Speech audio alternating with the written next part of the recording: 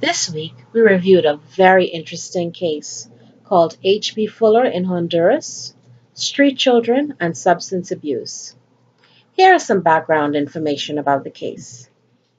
H.B. Fuller is a chemical company that produces several types of adhesives. One of them is Resistol, which has a strong market position in Honduras.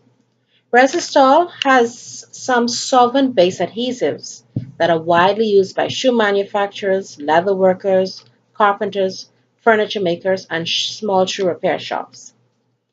These Resistol adhesives, as well as glues manufactured by other companies, have become the drug of choice by street children in Honduras. It is very easily accessible.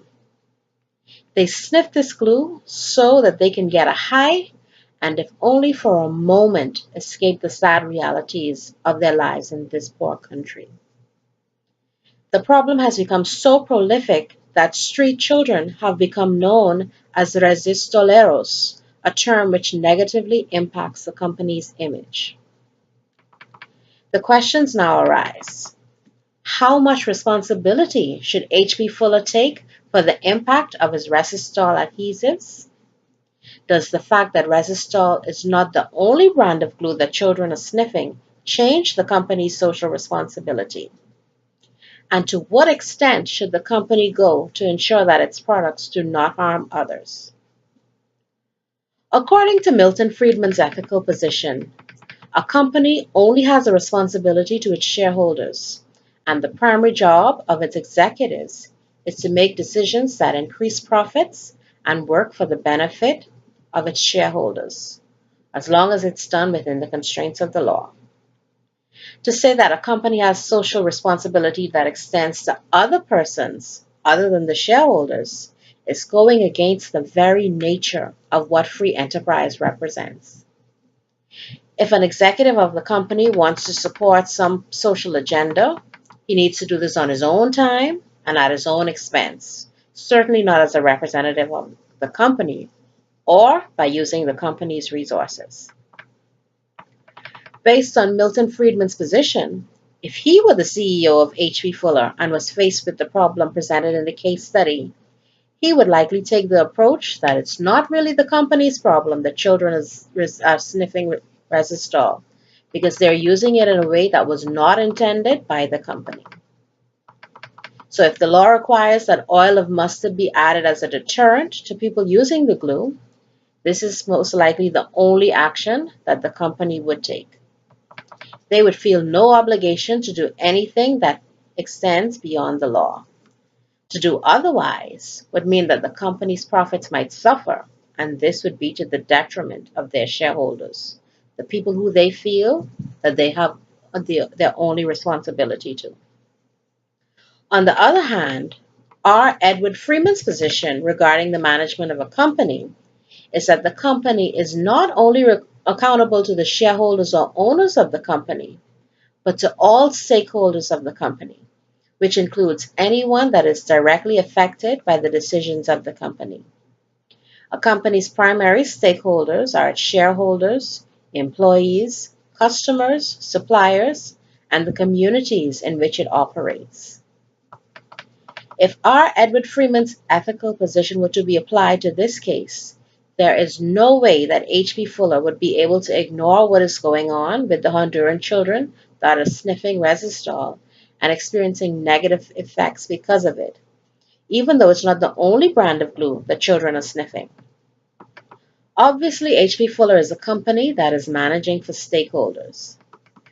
The company is doing its best to rebut the position taken by lawmakers that adding oil of mustard will solve the problem of the glue sniffing by children. Mind you, adhering to the law would make it easier and less costly for them. However, the company went and did research which showed that oil of mustard can cause cancer. So to add it to Resistol would only be trading off one negative consequence for another and would not be dealing with the underlying issue. Therefore, H.B. Fuller has gone beyond what is expected of them by suggesting a community relations approach to dealing with the problem, which includes educating people so that the root cause of the problem can be addressed. In my opinion, R. Edward Freeman's position is the ethical position that should be taken by companies. Socially and ethically responsible companies should engage in product stewardship, taking accountability for their products from the cradle to the grave. This would ensure that a company takes every measure to minimize the health, safety, environmental, and social impact of their products. This matter of product stewardship is so critical that it is being written into legislation in many states.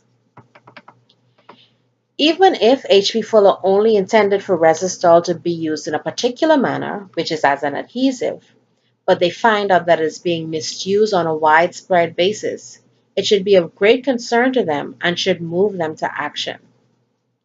The actions that H.B. Fuller has taken to conduct research on the proposed alternative of adding oil of mustard and making provisions to educate those at risk for this practice of sniffing glue are very commendable.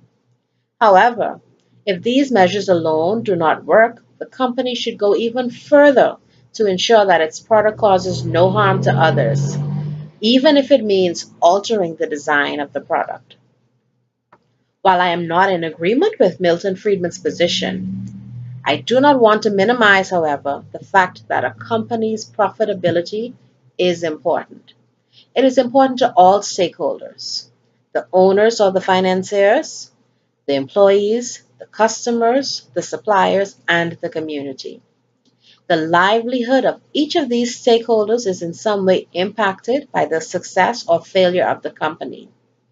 It is just imperative that the rights of the shareholders be balanced with the rights of all these other stakeholders because all are equally as important.